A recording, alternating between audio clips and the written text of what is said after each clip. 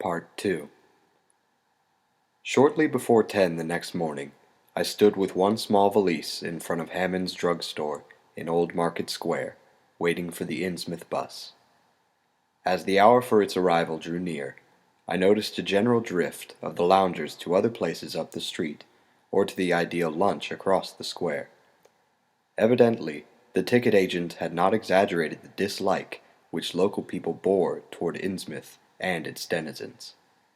In a few moments, a small motor coach of extreme decrepitude and dirty gray color rattled down State Street, made a turn, and drew up at the curb beside me. I felt immediately that it was the right one, a guess which the half-illegible sign on the windshield, Arkham, Innsmouth, Newburyport, soon verified.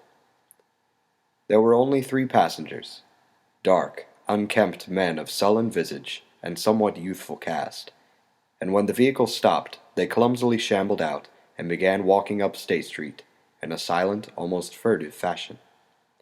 The driver also alighted, and I watched him as he went into the drugstore to make some purchase. This, I reflected, must be the Joe Sargent mentioned by the ticket agent. And even before I noticed any details, there spread over me a wave of spontaneous aversion, which could be neither checked nor explained. It suddenly struck me as very natural that the local people should not wish to ride on a bus owned and driven by this man, or to visit any oftener than possible the habitat of such a man and his kinsfolk. When the driver came out of the store, I looked at him more carefully and tried to determine the source of my evil impression. He was a thin, stoop-shouldered man, not much under 6 feet tall, dressed in shabby blue civilian clothes and wearing a frayed golf cap. His age was perhaps 35, but the odd, deep creases in the sides of his neck made him seem older when one did not study his dull, expressionless face. He had a narrow head, bulging, watery blue eyes that seemed never to wink, a flat nose, a receding forehead and chin, and singularly undeveloped ears. His long, thick lip and coarse-pored, grayish cheeks seemed almost beardless, except for some sparse yellow hairs that straggled and curled in irregular patches. And in places the surface seemed queerly irregular, as if peeling from some cutaneous disease. His hands were large and heavily veined, and had a very unusual grayish-blue tinge. The fingers were strikingly short in proportion to the rest of the structure, and seemed to have a tendency to curl closely into the huge palm. As he walked toward the bus, I observed his peculiarly shambling gait, and saw that his feet were inordinately immense. The more I studied them, the more I wondered how he could buy any shoes to fit them. A certain greasiness about the fellow increased my dislike.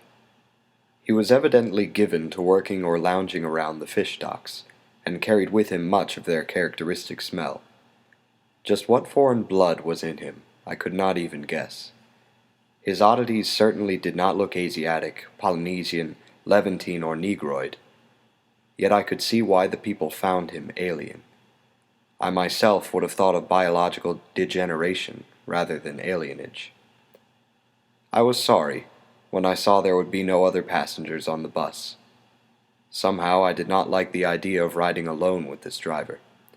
But as leaving time obviously approached, I conquered my qualms and followed the man aboard, extending him a dollar bill and murmuring the single word, Innsmouth. He looked curiously at me for a second as he returned 40 cents change without speaking. I took a seat far behind him, but on the same side of the bus, since I wished to watch the shore during the journey. At length the decrepit vehicle started with a jerk, and rattled noisily past the old brick buildings of State Street, amidst a cloud of vapor from the exhaust. Glancing at the people on the sidewalks, I thought I detected in them a curious wish to avoid looking at the bus, or at least a wish to avoid seeming to look at it. Then we turned to the left into High Street, where the going was smoother, flying by stately old mansions of the early Republic and still older colonial farmhouses, passing the Lower Green and Parker River, and finally emerging into a long, monotonous stretch of open shore country. The day was warm and sunny, But the landscape of sand and sedge grass and stunted shrubbery became more and desolate as we proceeded. Out the window I could see the blue water and the sandy line of Plum Island, and we presently drew very near the beach as our narrow road veered off from the main highway to Rowley and Ipswich. There were no visible houses, and I could tell by the state of the road that traffic was very light hereabouts. The weather-worn telephone poles carried only 2 wires. Now and then we crossed crude wooden bridges over tidal creeks that wound far inland and promoted the general isolation of the region. Once in a while I noticed dead stumps and crumbling foundation walls above the drifting sand, and recalled the old tradition quoted in one of the histories I had read, that this was once a fertile and thickly settled countryside. The change, it was said, came simultaneously with the Innsmouth epidemic of 1846, and was thought by simple folk to have a dark connection with hidden forces of evil. Actually, it was caused by the unwise cutting of woodlands near the shore, which robbed the soil of the best protection and opened the way for waves of wind-blown sand. At last we lost sight of Plum Island, and saw the vast expanse of the open Atlantic on our left. Our narrow course began to climb steeply, and I felt a singular sense of disquiet in looking at the lonely crest ahead where the rutted roadway met the sky. It was as if the bus were about to keep on its ascent, leaving the sane earth altogether and merging with the unknown arcana of upper air and cryptical sky. The smell of the sea took on ominous implications, and the silent driver's bent, rigid back and narrow head became more and more hateful. As I looked at him, I saw that the back of his head was almost as hairless as his face, saving only a few straggling yellow strands upon a gray scabrous surface. Then we reached the crest, and beheld the outspread valley beyond, where the Monoxet joins the sea just north of the long line of cliffs that culminate in Kingsport Head and veer off toward Cape Ann. On the far misty horizon, I could just make out the dizzy profile of the head, topped by the queer ancient house of which so many legends are told. But for the moment all my attention was captured by the nearer panorama just below me. I realized, come face to face with rumor-shadowed Innsmouth. It was a town of wide extent and dense construction, yet one with a portentous dearth of visible life. From the tangle of chimney-pots scarcely a wisp of smoke came, and the 3 tall steeples loomed stark and unpainted against the seaward horizon. One of them was crumbling down at the top, and in that and another there were only black gaping holes where clock dials should have been. The vast huddle of sagging gambrel roofs and peaked gables conveyed with offensive clearness the idea of wormy decay. And as we approached along the now descending road, I could see that many roofs had wholly caved in. There were some large square Georgian houses, too, with hipped roofs, cupolas, and railed widows' walks. These were mostly well back from the water, and 1 or 2 seemed to be in moderately sound condition. Stretching inland from among them I saw the rusted, grass-grown line of the abandoned railway, with leaning telegraph poles now devoid of wires, and the half-obscured lines of the old carriage roads to Rowley and Ipswich. The decay was worst close to the waterfront, though in its very midst I could spy the white belfry of a fairly well-preserved brick structure which looked like a small factory. The harbor, long clogged with sand, was enclosed by an ancient stone breakwater, on which I could begin to discern the minute forms of a few seated fishermen, and at whose end were what looked like the foundations of a bygone lighthouse. A sandy tongue had formed inside this barrier, and upon it I saw a few decrepit cabins, moored dories, and scattered lobster pots. The only deep water seemed to be where the river poured out past the belfried structure, and turned southward to join the ocean at the breakwater's end. Here and there the ruins of wharves jutted out from the shore to end in indeterminate rottenness, those farthest south seeming the most decayed. And far out at sea, despite a high tide, I glimpsed a long, black line, scarcely rising above the water, yet carrying a suggestion of odd latent malignancy. This, I knew, must be Devil Reef. As I looked, a subtle, curious sense of beckoning seemed superadded to the grim repulsion, and oddly enough, I found this overtone more disturbing than the primary impression. We met no one on the road, but presently began to pass deserted farms in varying stages of ruin. Then I noticed a few inhabited houses with rags stuffed in the broken windows, and shells and dead fish lying about the littered yards. Once or twice I saw listless-looking people working in barren gardens, or digging clams on the fishy-smelling beach below, and groups of dirty, simian-visaged children playing around weed-grown doorsteps. Somehow, these people seemed more disquieting than the dismal buildings, for almost every one had certain peculiarities of face and motions which I instinctively disliked, without being able to define or comprehend them.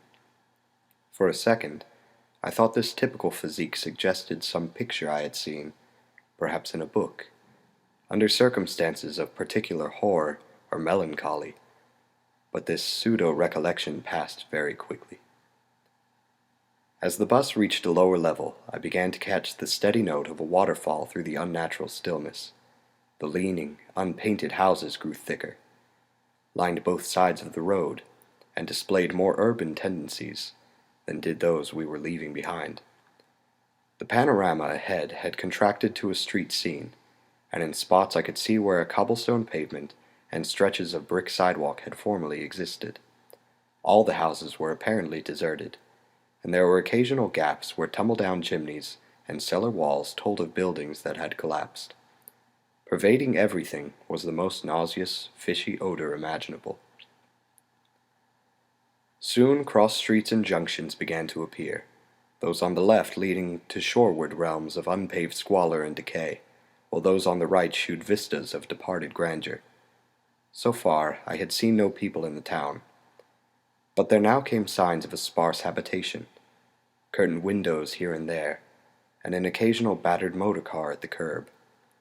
Pavement and sidewalks were increasingly well defined, and though most of the houses were quite old, wooden brick structures of the early 19th century, they were obviously kept fit for habitation.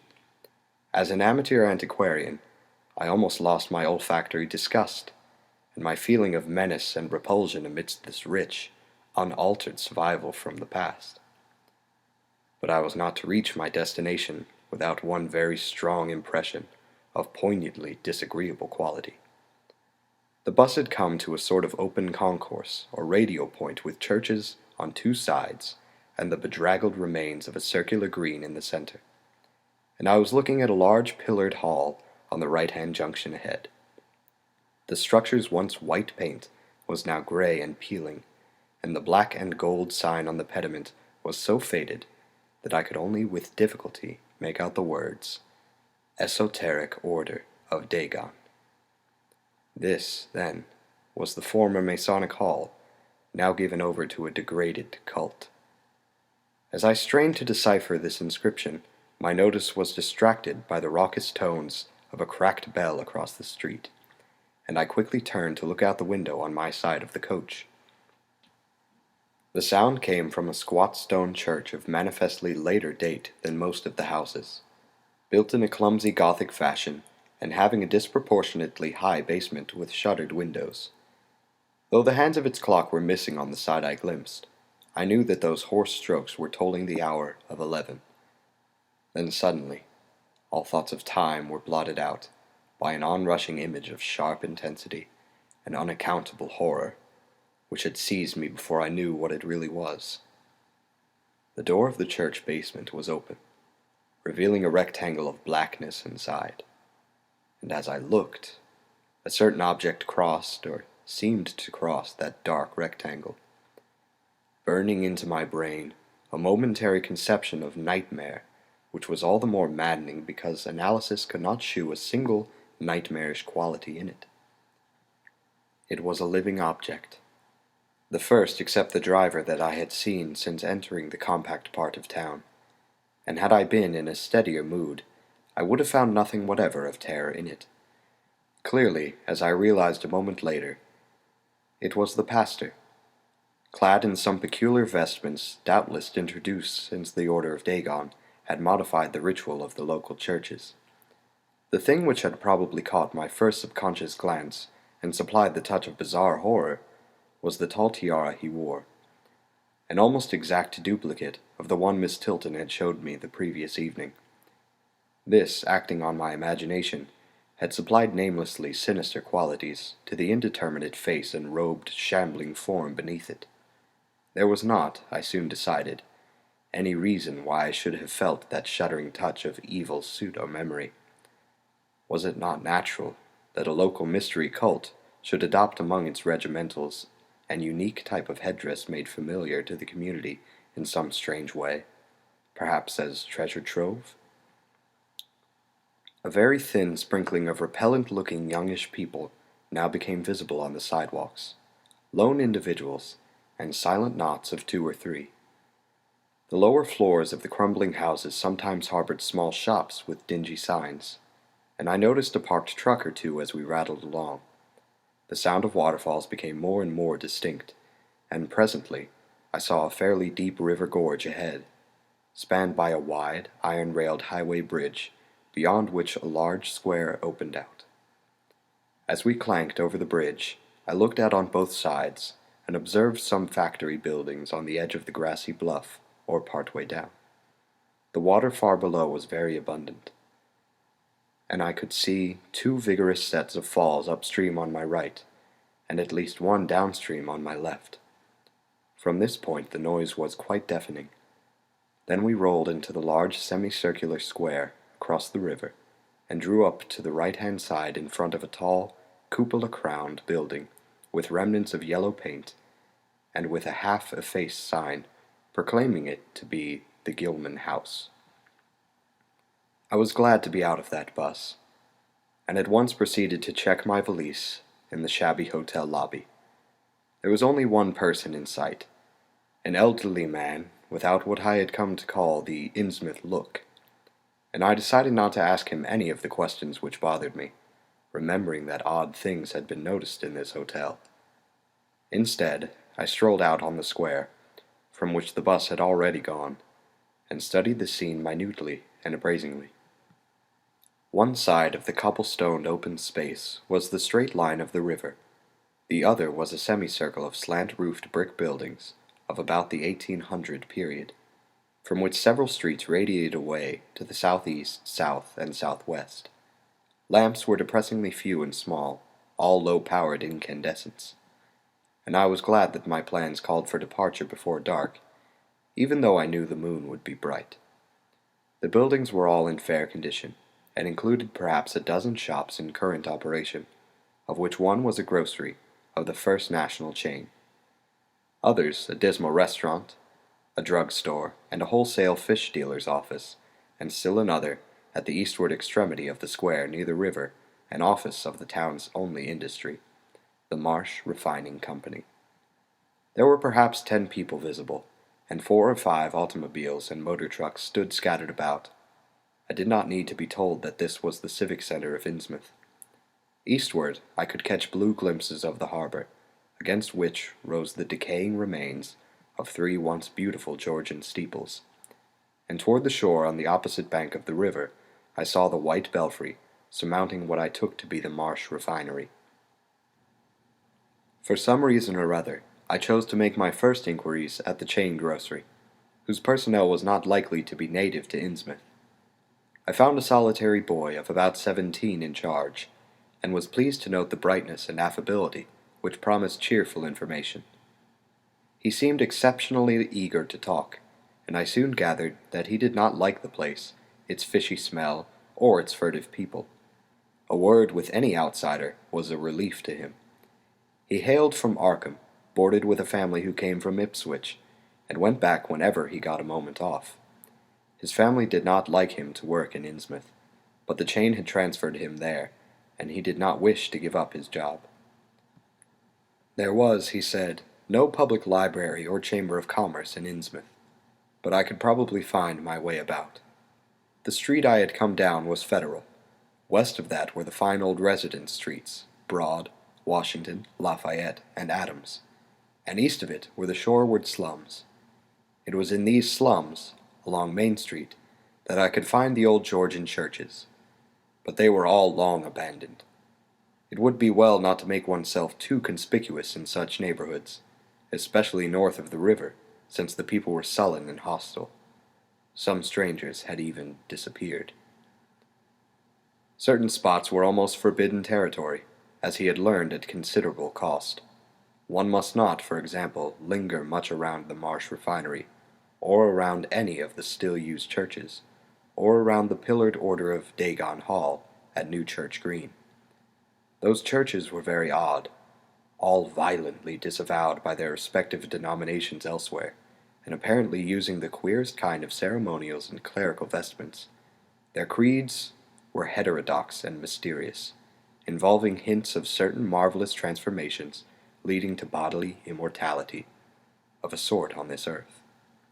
The youth's own pastor, Dr. Wallace of Asbury, M.E., Church in Arkham, had gravely urged him not to join any church in Innsmouth. As for the Innsmouth people, the youth hardly knew what to make of them. They were as furtive and seldom seen as animals that live in burrows, and one could hardly imagine how they passed the time apart from the desultory fishing. Perhaps, judging from the quantities of bootleg liquor they consumed, they lay for most of the daylight hours in an alcoholic stupor. They seemed sullenly banded together in some sort of fellowship and understanding, despising the world as if they had access to other and preferable spheres of entity. Their appearance, especially those staring, unwinking eyes, which one never saw shut, was certainly shocking enough, and their voices were disgusting. It was awful to hear them chanting in their churches at night, and especially during their main festivals or revivals, which fell twice a year, on April 30th and October 31st. They were very fond of water, and swam a great deal in both river and harbor. Swimming races out to Devil Reef were very common, and everyone in sight seemed well able to share in this arduous sport. When one came to think of it, it was generally only rather young people who were seen about in public.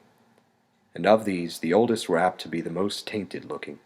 When exceptions did occur, they were mostly persons with no trace of aberrancy, like the old clerk at the hotel.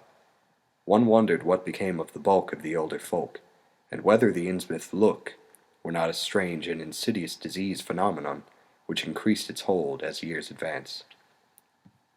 Only a very rare affliction, of course, could bring about such vast and radical anatomical changes in a single individual after maturity, changes invoking osseous factors as basic as the shape of the skull. But then, even this aspect was no more baffling and unheard of than the visible features of the malady as a whole. It would be hard, the youth implied, to form any real conclusions regarding such a matter, since one never came to know the natives personally, no matter how long one might live in Innsmouth. The youth was certain that many specimens, even worse than the worst visible ones, were kept locked indoors in some places. People sometimes heard the queerest kind of sounds. The tottering waterfront hovels north of the river were reputedly connected by hidden tunnels, being thus a veritable warren of unseen abnormalities. What kind of foreign blood, if any, these beings had, it was impossible to tell. They sometimes kept certain, especially repulsive characters out of sight when government and others from the outside world came to town. It would be of no use, my informant said, to ask the natives anything about the place. The only one who would talk was a very aged, but normal-looking man who lived at the poorhouse on the north rim of the town, and spent his time walking about or lounging around the fire station. This hoary character, Zadok Allen, was 96 years old, and somewhat touched in the head, besides being the town drunkard. He was a strange, furtive creature who constantly looked over his shoulder as if afraid of something, and when sober could not be persuaded to talk at all with strangers. He was, however, unable to resist any offer of his favorite poison, and once drunk would furnish the most astonishing fragments of whispered reminiscence. After all, though, little useful data could be gained from him, since his stories were all insane, incomplete hints of impossible marvels and horrors which could have no source save in his own disordered fancy.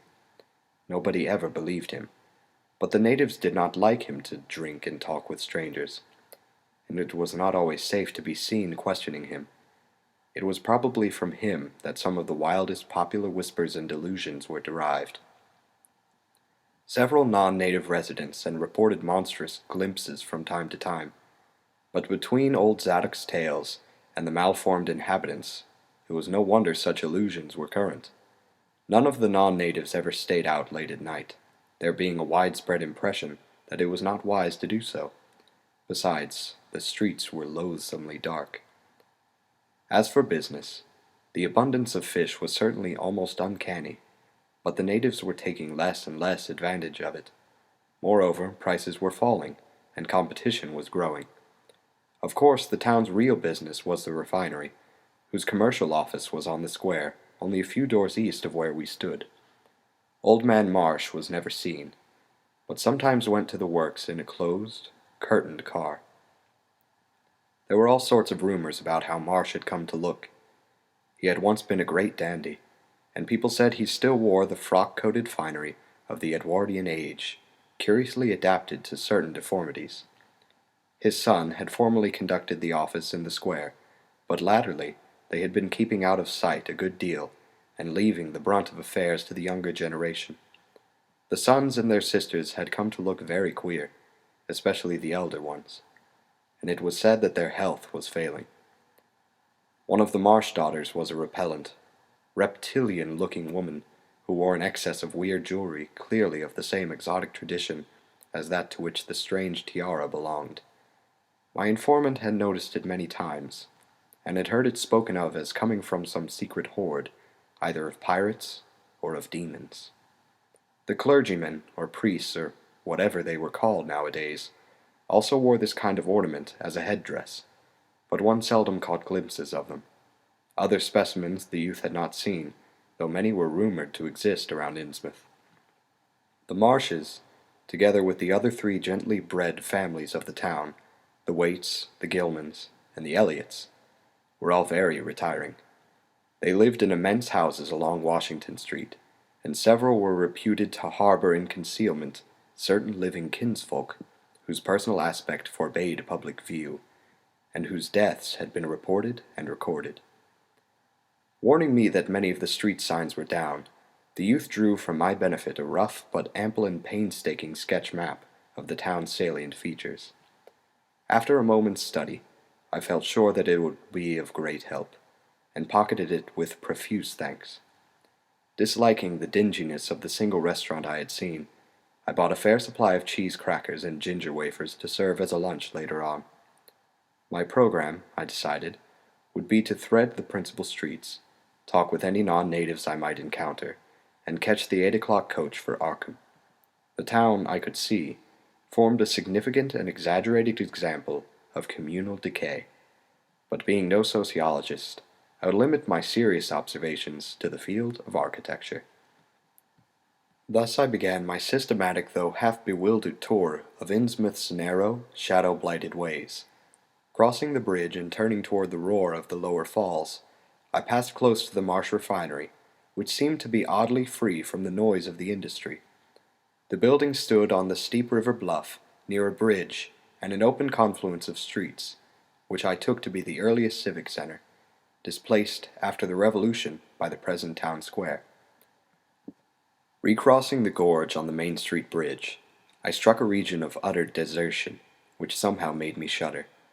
Collapsing huddles of gambrel roofs formed a jagged and fantastic skyline, above which rose the ghoulish, decapitated steeple of an ancient church. Some houses along Main Street were tenanted, but most were tightly boarded up. Down unpaved side streets I saw the black, gaping windows of deserted hovels, many of which leaned at perilous and incredible angles through the sinking of part of the foundations. Those windows stared so spectrally that it took courage to turn eastward toward the waterfront. Certainly, the terror of a deserted house swells in geometrical rather than arithmetical progression as houses multiply to form a city of stark desolation. The sight of such endless avenues of fishy-eyed vacancy and death, and the thought of such linked infinities of black, brooding compartments given over to cobwebs and memories and the conqueror worm, start up vestigial fears and aversions that not even the stoutest philosophy can disperse.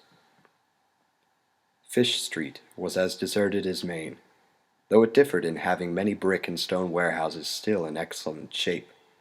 Water Street was almost its duplicate, save that there were great seaward gaps where wharves had been. Not a living thing did I see, except for the scattered fishermen on the distant breakwater, and not a sound did I hear, save the lapping of the harbor tides and the roar of the falls in the Monuxet. The town was getting more and more on my nerves, and I looked behind me furtively as I picked my way back over the tottering Water Street Bridge. The Fish Street Bridge, according to the sketch, was in ruins. North of the river there were traces of squalid life, active fish-packing houses in Water Street, smoking chimneys and patched roofs here and there, occasional sounds from the indeterminate sources, and infrequent shambling forms in the dismal streets and unpaved lanes. But I seemed to find this even more oppressive than the southerly desertion. For one thing, the people were more hideous and abnormal than those near the center of the town, so that I was several times evilly reminded of something utterly fantastic which I could not quite place. Undoubtedly, the alien strain in the Innsmouth folk was stronger here than further inland, unless, indeed, the Innsmouth look were a disease rather than a bloodstain, in which case this district might be held to harbor the more advanced cases. One detail that annoyed me was the distribution of the few faint sounds I heard. They ought naturally to have come wholly from the visibly inhabited houses, yet, in reality, were often strongest inside the most rigidly boarded-up facades. There were creakings, scurryings, and hoarse, doubtful noises, and I thought uncomfortably about the hidden tunnels suggested by the grocery boy. Suddenly I found myself wondering what the voices of those denizens would be like. I had heard no speech so far in this quarter, and was unaccountably anxious not to do so. Pausing only long enough to look at two fine but ruinous old churches at Main and Church Streets, I hastened out of the vile waterfront slum. My next logical goal was New Church Green, but somehow or other I could not bear to repass the church in whose basement I had glimpsed the inexplicably frightening form of that strangely diademed priest or pastor. Besides, the grocery youth had told me that churches, as well as the Order of Dagon Hall, were not advisable neighborhoods for strangers. Accordingly, I kept north along Main to Martin, then turning inland across Federal Street safely north of the Green, and entering the decayed patrician neighborhood of Northern Broad, Washington, Lafayette, and Adams Streets. Though these stately old avenues were ill-surfaced and unkempt, their elm-shaded dignity had not entirely departed. Mansion after mansion claimed my gaze, most of them decrepit and boarded up amidst neglected grounds, but one or two in each street shewing signs of occupancy. In Washington Street there was a row of 4 or 5 in excellent repair, and with finely tended lawns and gardens, the most sumptuous of these, with wide terrace parterres, extending back the wholly way to Lafayette Street, I took to be the home of Old Man Marsh, the afflicted refinery owner. In all these streets no living thing was visible, and I wondered at the complete absence of cats and dogs from Innsmouth. Another thing which puzzled and disturbed me, even in some of the best preserved mansions, was the tightly shuttered condition of many third-story and attic windows. Furtiveness and secretiveness seemed universal in this hushed city of alienage and death, and I could not escape the sensation of being watched from ambush on every hand by sly, staring eyes that never shut.